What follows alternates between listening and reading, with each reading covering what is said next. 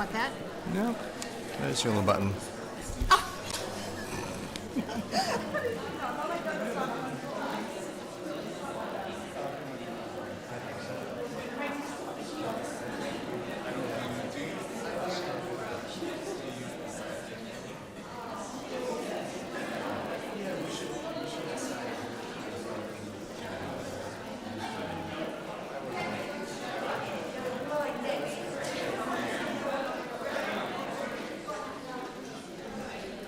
Thank you for doing this today. Thank you. Nice to meet you.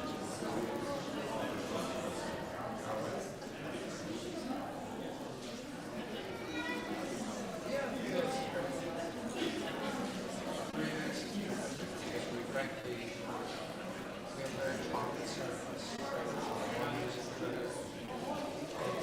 It comes with the services, peace and rest.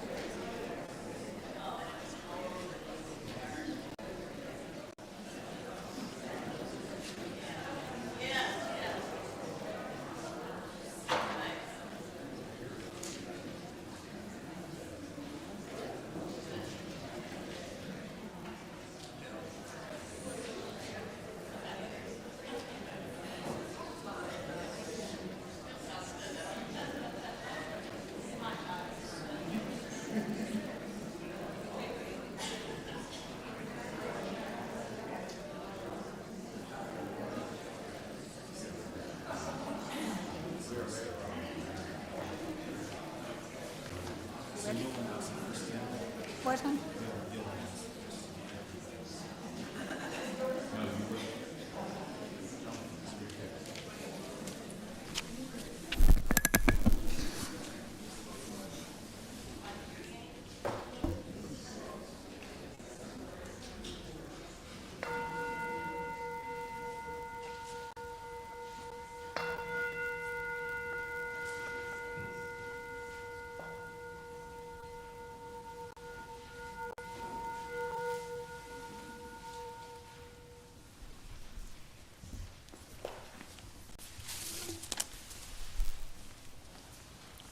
Good morning. Today we're going to start out singing a hymn. So if you'll join me in mind, body, and spirit, if you are willing and able, for number 86, Blessed Spirit of My Life.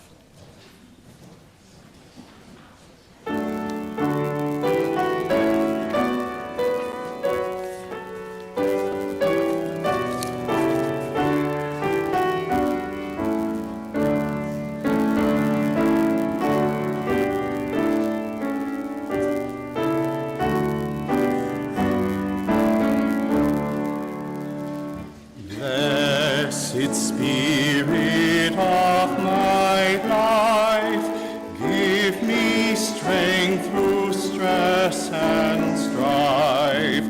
Help me live with dignity. Let me know serenity. Fill me with all vision. Clear my mind of fear and confusion. When my thoughts flow restlessly, let peace find a home in me. Spirit of great mystery, hear the still small voice in me. Help me live my wordless creed as I comfort those in need. Fill me with compassion, be the source of my intuition. Then when life is done for me, let love be my legacy.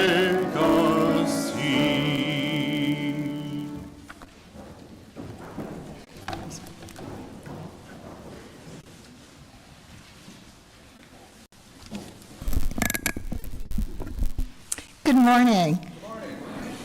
My name is Lisa Anderson, and I'm your research associate. No. Not here. I'm your worship associate. And special thanks to our pianist, our guest pianist, Tomoko Nakayama. I also want to welcome all of you here in person, by our internet Zoom connection, and always extend a warm welcome to those of you who are coming to us for the first time.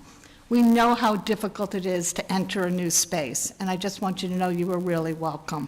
And we hope you will join us. There will be a soup luncheon directly following this service. And we do have a tag sale. We strive at USNH to live our principles as an inclusive, loving community, a community that honors and protects the inherent dignity of every person and beyond. We especially delight in our families and young children and have created a space for them in the back corner. We know they can be noisy. It's cool. For our members who have help hearing, we have hearing devices in the back. And now a few announcements. As I said earlier, our soup luncheon will be immediately following the service. While you're out there getting your soup, consider making a donation to Waverly. They are a very dear partnership of ours, and we use these proceeds for Christmas presents for the kids. And on the issue of gifts, we have our regifting sale fundraiser, which will continue after the service in the lobby. Several changes have been introduced this year. Items will not be separately priced, but rather you're invited to make a generous donation for their purchase. And hoarders, we have a special for you. Just make donations, don't take any stuff. At 4 o'clock today, we'll feature a Celtic Christmas with the chivalrous crickets. This is a really popular event, and all proceeds go to the Apfel Music Fund. And as if we didn't have enough music, the Para Academy concert featuring classical Indian music will take place on December 14th at 4. come hear tabla and sarod music. What? Oh, it's good to have Jesse around. So much for my research. Okay, 2 o'clock. My family went last year, and it was really, really a wonderful event. The Christmas Eve service is 5:30 on Wednesday, December 24th. And for those of you who will be participating, the rehearsal for musicians begins at 4:15. Now, our service today is built around the theme of being present in our lives. Being present is a practice we begin and renew all the days of our lives. Let's start the practice now together in this community by silencing our devices and turning off the thoughts that are bombarding our head that pull us into the past and the present. I invite you to settle in for worship.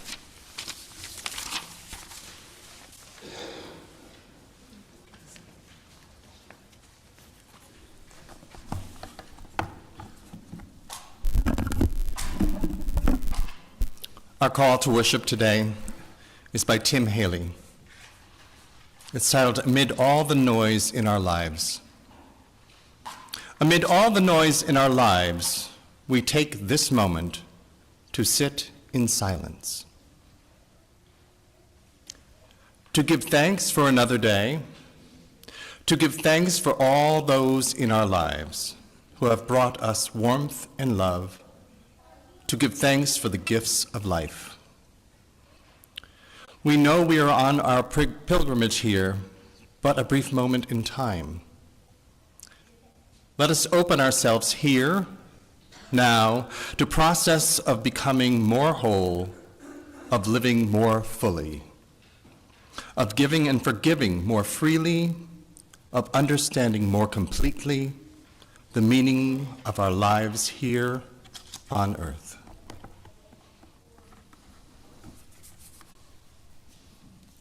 Now, if you will join me, we will be singing 123, Spirit of Life, in our gray hymnals. And I ask those of you who may have a joy or concern or sorrow to come forward if you're willing and place a stone or a shell in the bowl of water so we can wrap our warmth around you or illuminate your joy by lighting a candle. Please join me in singing 123. And we'll sing 2 times through. 2 times through.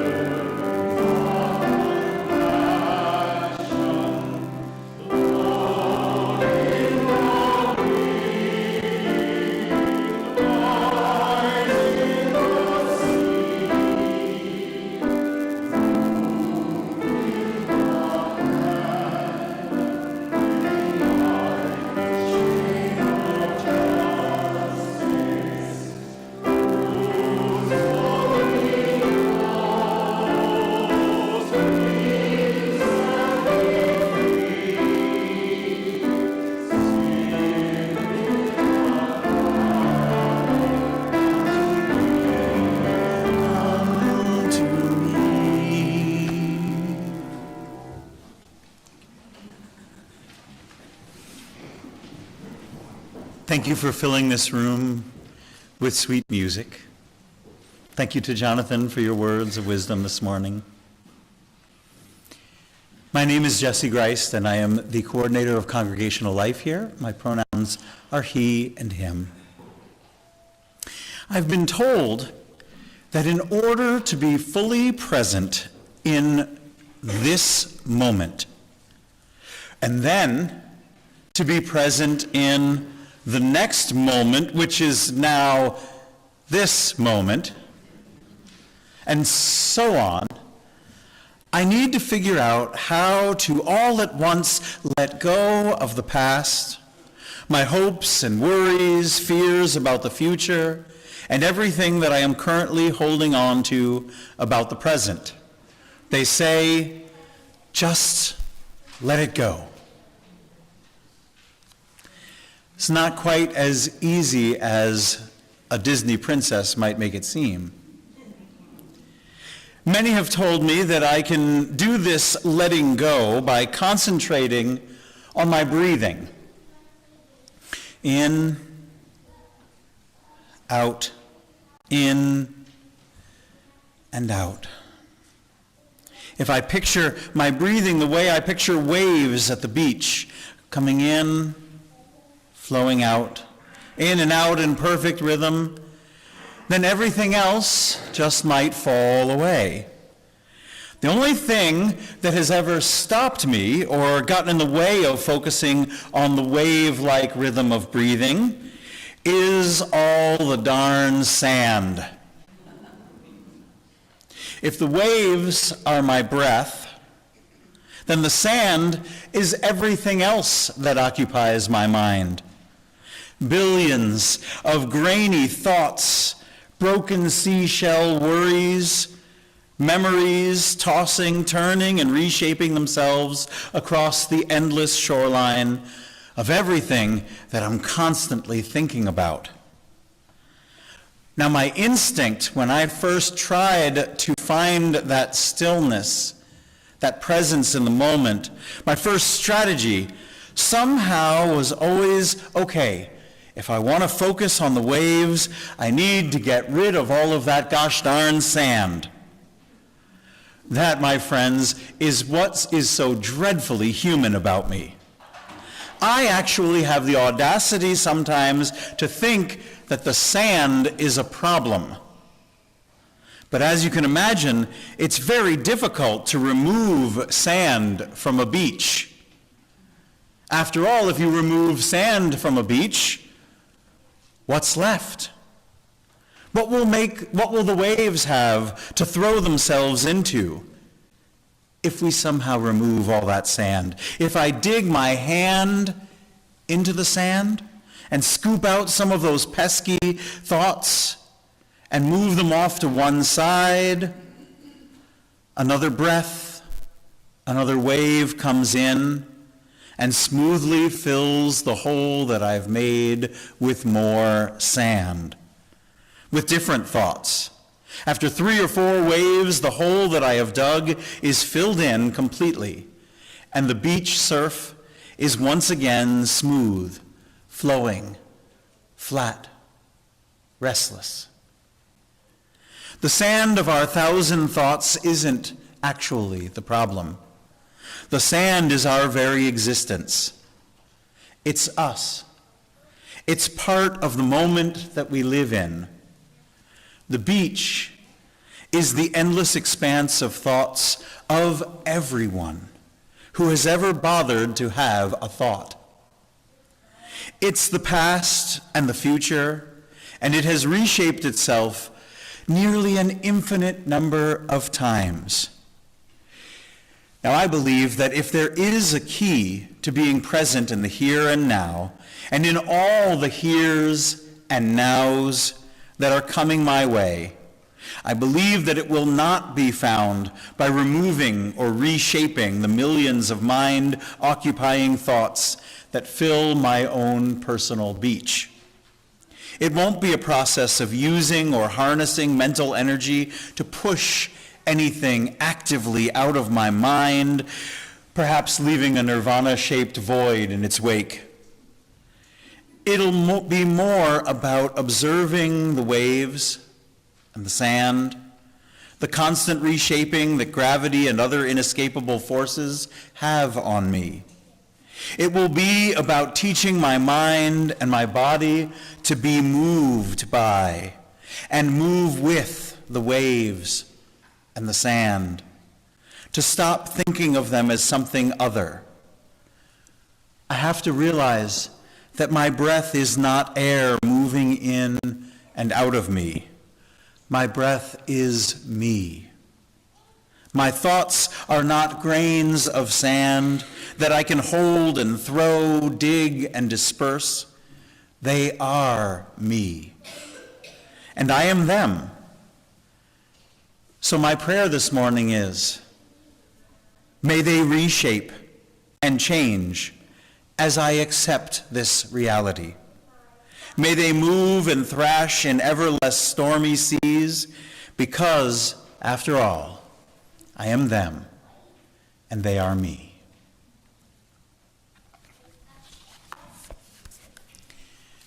Let us sing our children off to their classes this morning. Children, would you please join me on your way up to your classes, and let's sing them out by singing "'Tis a Gift to Be Simple." 'Tis the gift to be simple, 'tis the gift to be free, 'tis the gift to come down where we ought to be. And when we find ourselves in the place just right, we'll be in the love and in light. 'Tis the gift to be simple, 'tis the gift to be free, 'tis the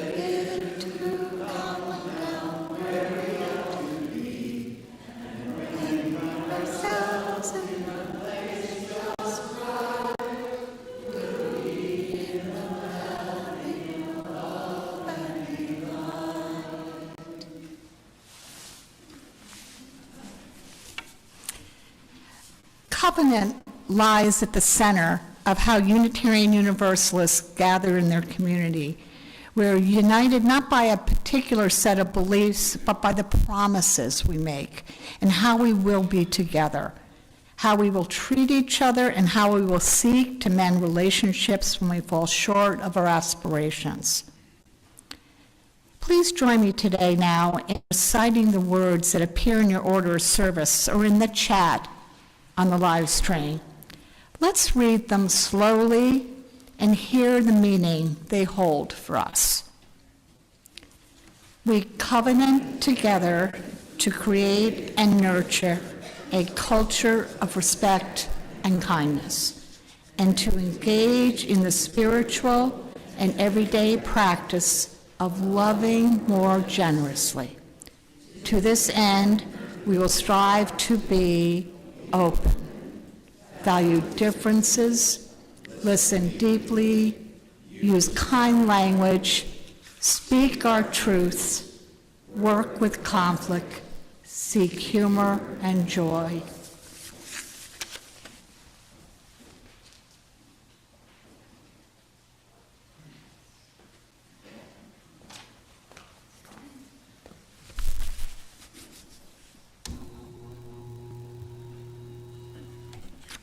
Good morning.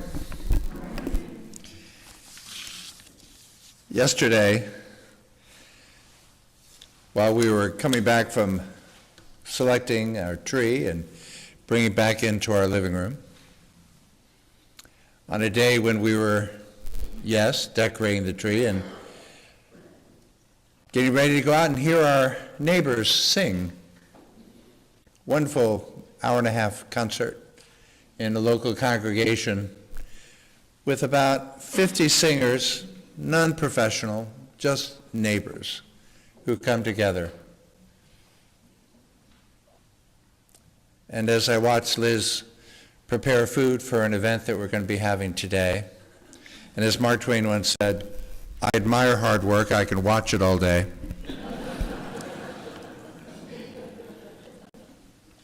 I realized that all the things that for me as a child were intolerable about this time of year had now mellowed into a place I'm not waiting for the day. Each day is the gift. And I suspect as we get older, that becomes more and more a factor of our life.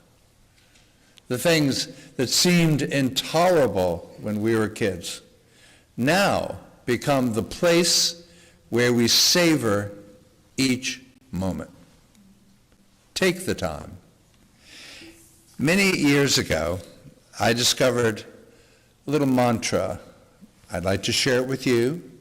It's really simple, where you add one word in each line, and it changes it.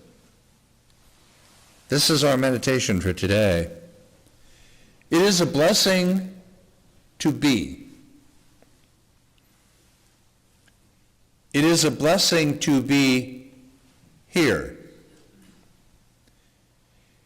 It is a blessing to be here now. It is a blessing to be here now together. It is in that spirit and in the savoring of each moment in this Advent time that we join together in silence.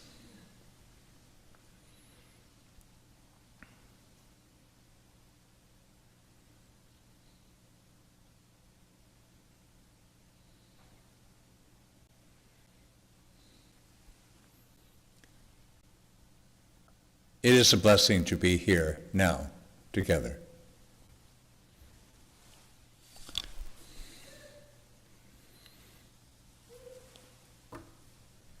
And the time of offering comes right at the center of the service, as it should, because generosity is kind of what we're here to become and to learn, to practice, to be a community.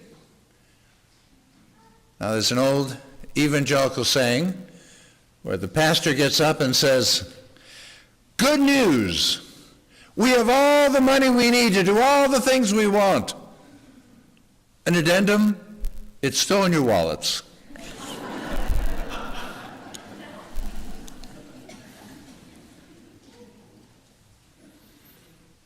There are so many ways to give. People work really hard around here. People brought soup. We're selling books out front. People work so hard all week to put the regifting program together, so that you and I have the pleasure of moving stuff around, and you'll see it again next year.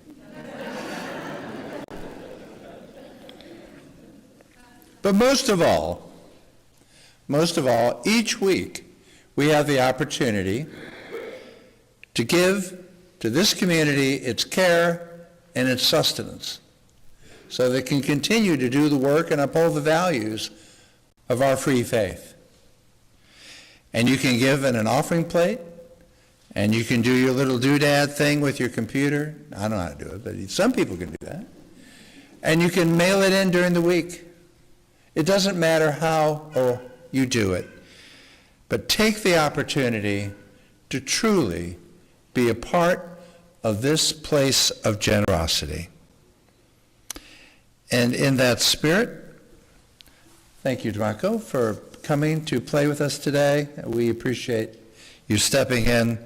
And now this morning's offertory to please be a time of meditation as well.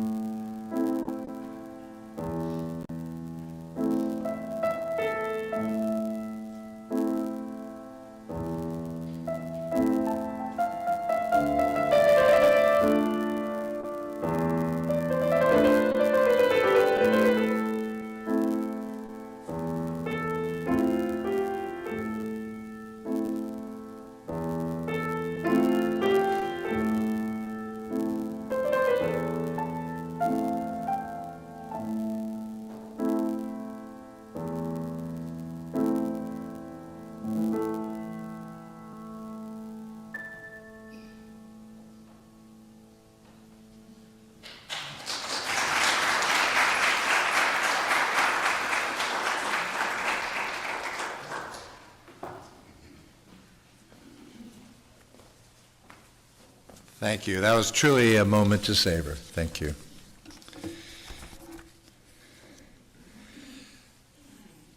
When Henry David Thoreau was on his deathbed, a local minister came to see him and said, "I want to give you, Henry, an opportunity to make all things right with God.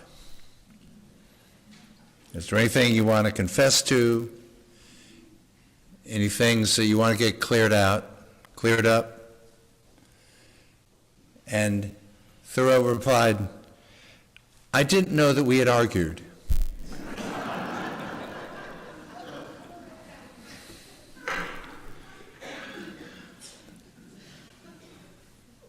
Thoreau is one of our great writers. He would have been a prickly and uneasy neighbor, but he creates something of the American spirit that is absolutely essential.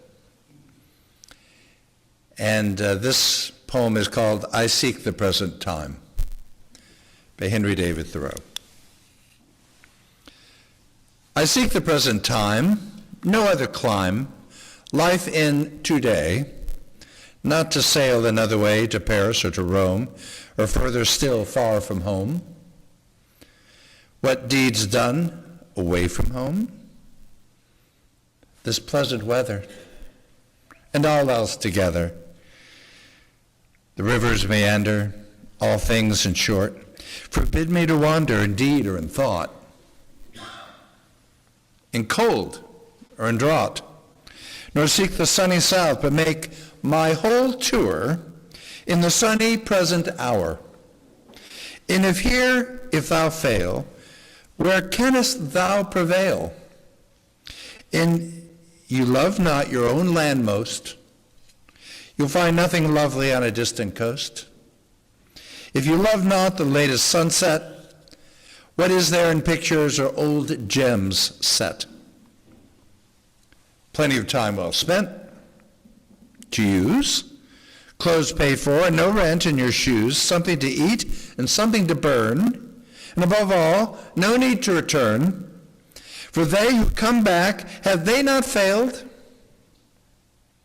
Whatever they've ridden or steamed it or sailed, all your grass hayed, all your debts paid, all your wills made, then you might as well have stayed.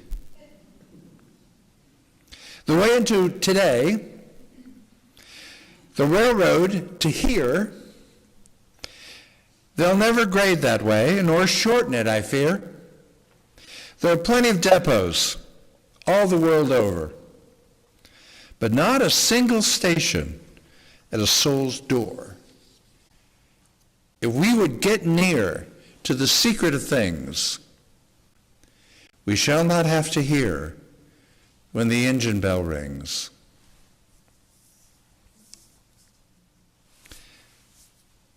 And now our choir.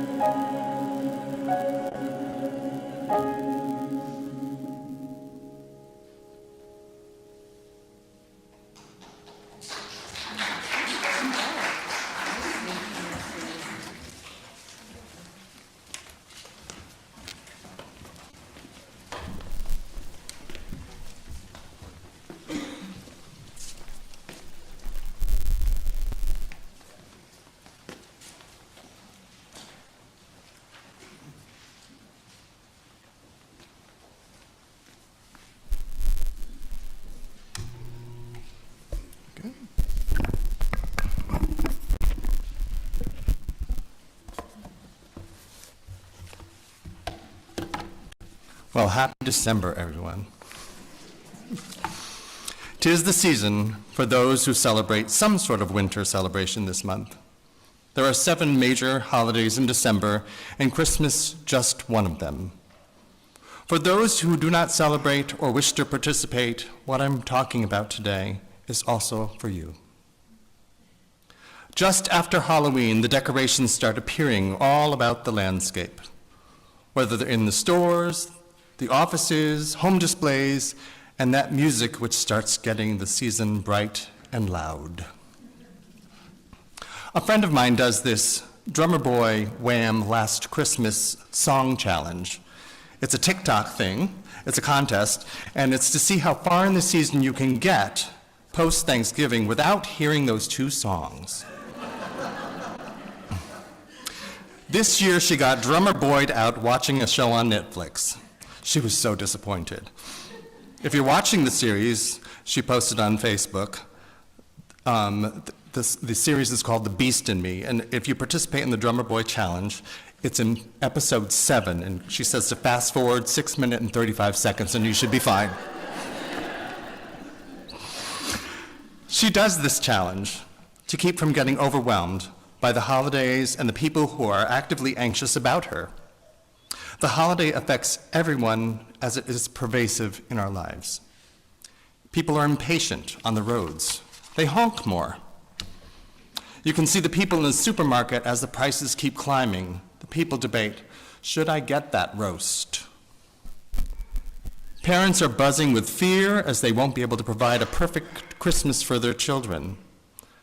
The smell of Christmas candles, quite frankly, can make me anxious and nauseous both.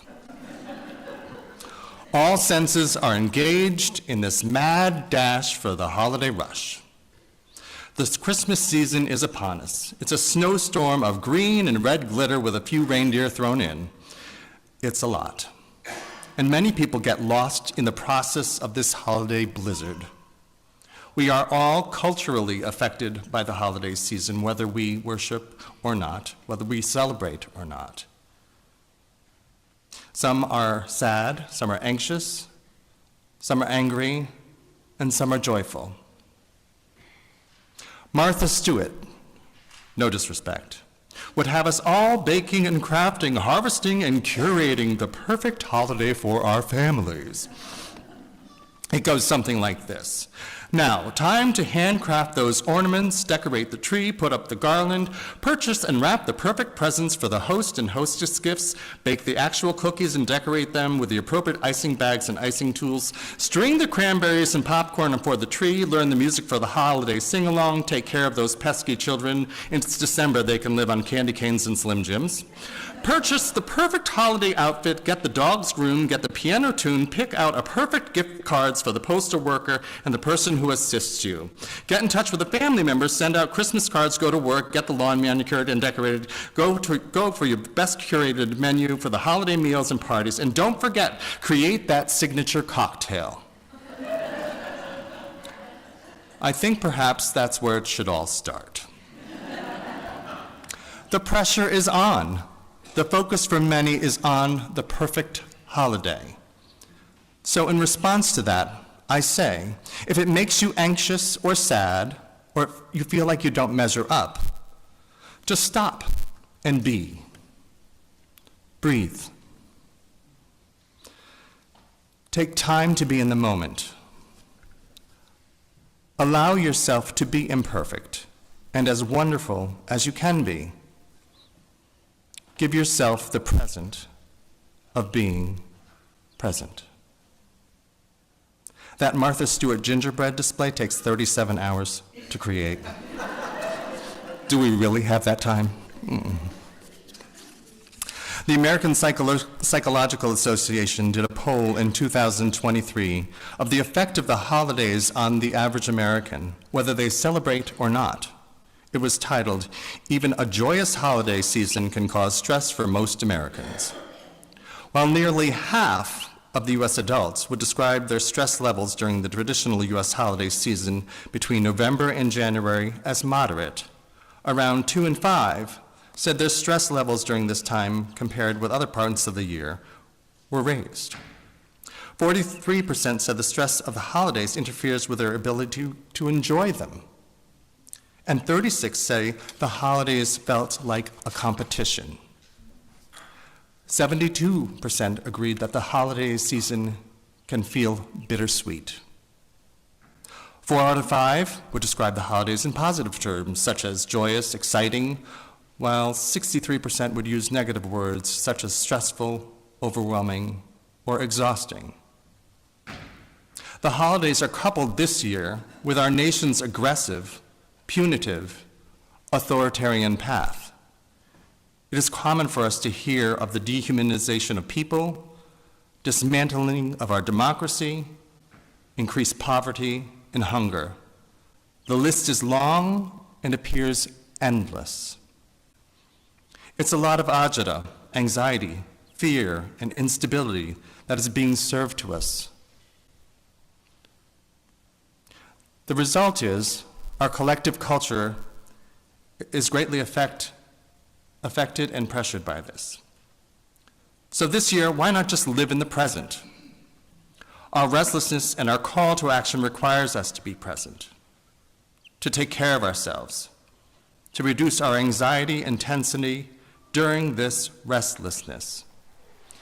It's the most wonderful time of the year. Most wonderful? Not according to science. The desire to recreate moments as you once saw them is difficult to duplicate. That kind of gentler memory relied on the moment and the conditions that made them great. That memory is a great gift. Cherish those memories. That time and those conditions are probably not here this year. Perhaps focus on the beauty and the joy of this moment, this time. What great things can happen these moments for today. Be in the present. Ralph Waldo Emerson's essay in Nature speaks to the present.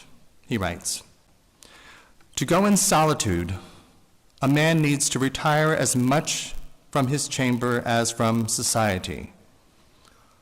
I'm not solitary whilst I read and write, though nobody is with me. But if a man would be alone, let him look at the stars. The rays that come from those heavenly worlds will separate between him and what he touches. One might think the atmosphere was made transparent with this design, to give man, in the heavenly bodies, a perpetual presence of the sublime. Seen in the streets of the cities, how great they are.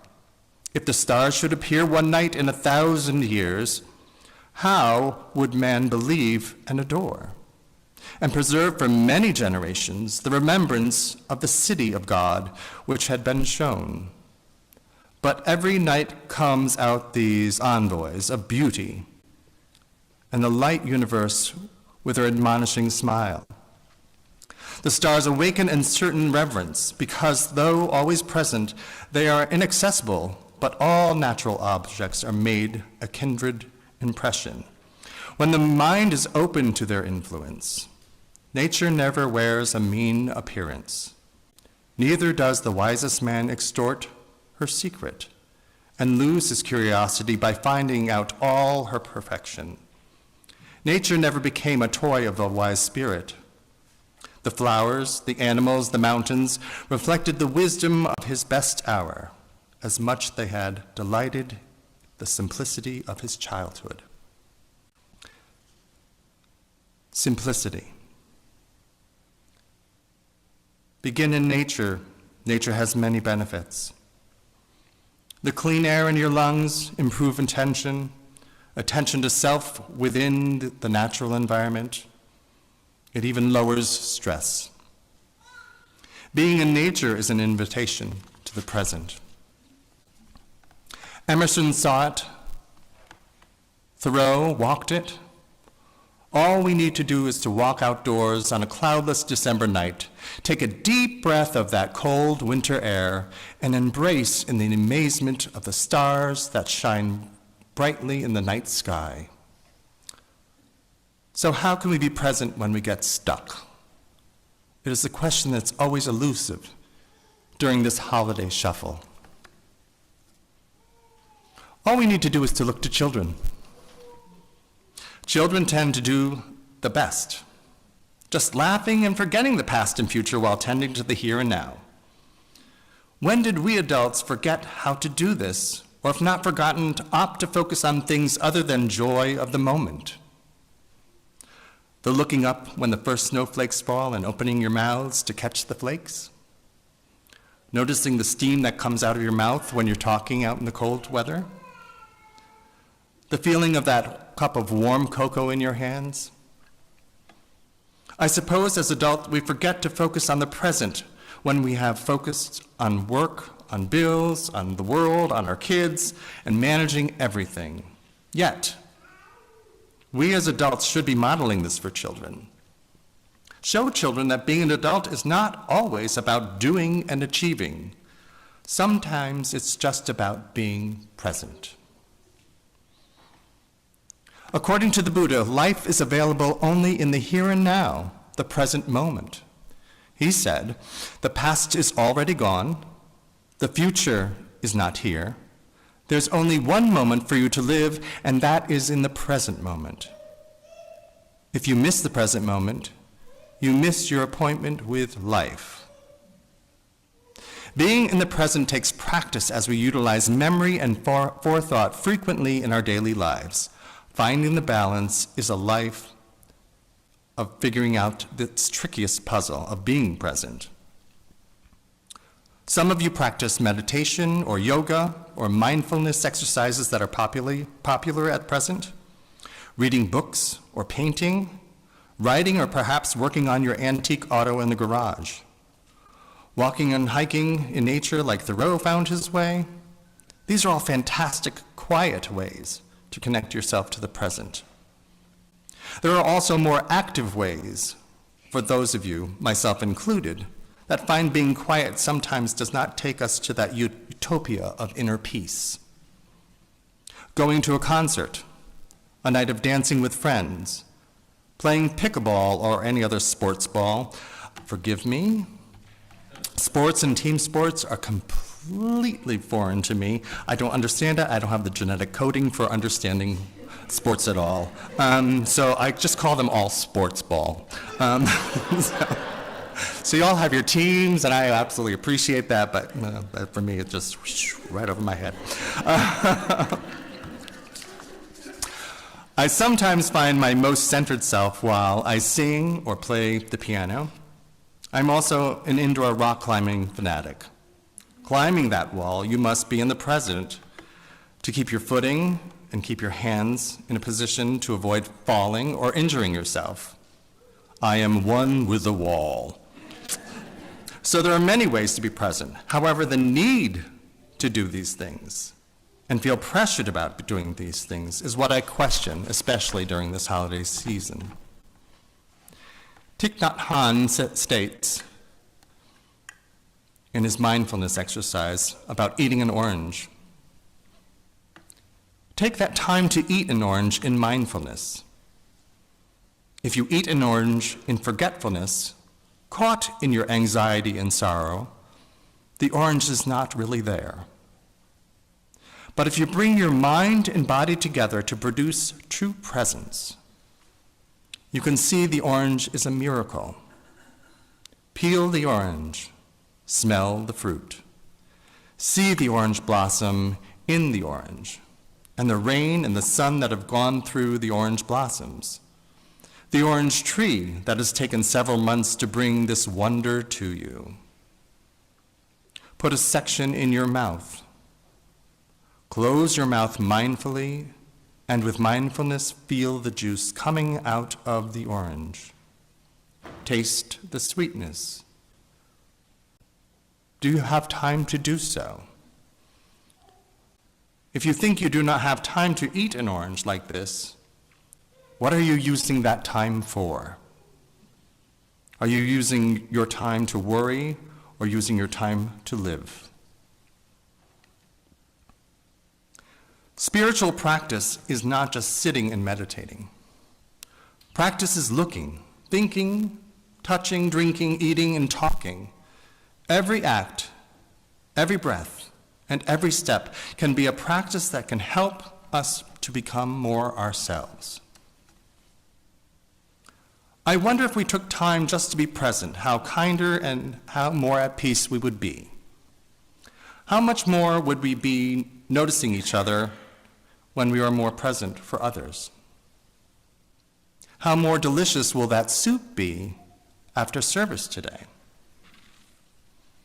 My intention for you today is not a directive. If you thrive in this holiday buzz, I am behind you 100% and go forth. But today is about considering everyone, about being more in the moment, and to comfort those who may be struggling, may be irritated, or just numb to the holiday season. Try not to miss out on the memory moments being caught in our past and future. Permit yourself to get caught in the here and now, and in these moments, and appreciate the joy. Worry less about not measuring up, or if enough nutmeg is in those snickerdoodles. We are the most wonderful time of year, whether we celebrate it or not. Every moment just as precious as the one before and the one following. You are whole and you are enough. Be kind to yourself and give your time and give your gift to be present by being present. Let this be so. Amen.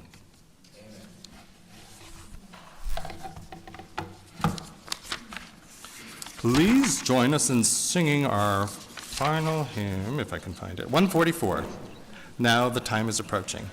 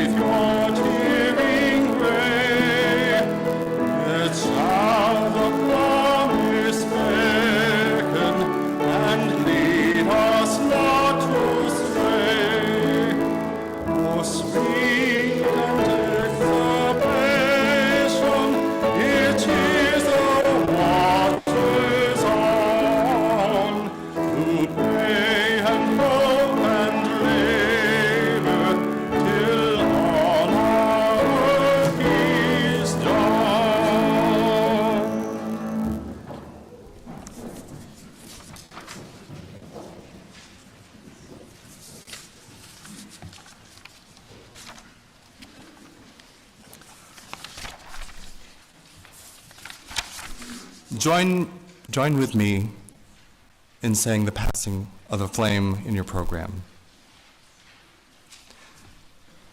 Carry forth this chalice flame its illumination into our daily lives, its sustaining warmth into our relationships, the light of reason shining beyond these walls.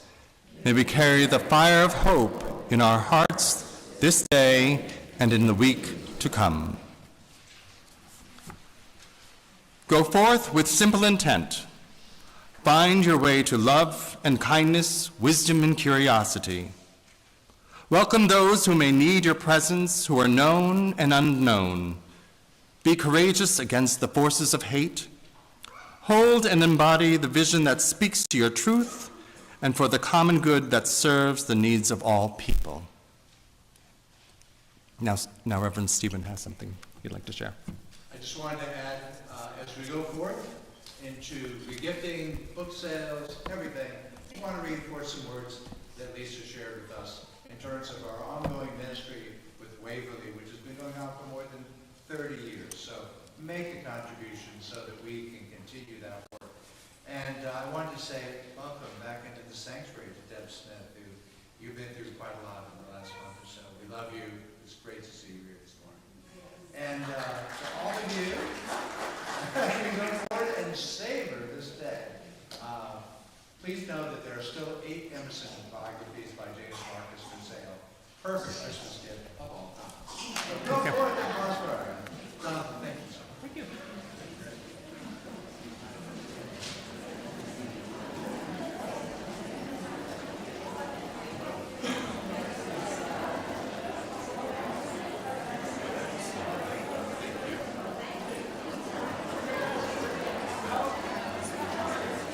Thank you so much.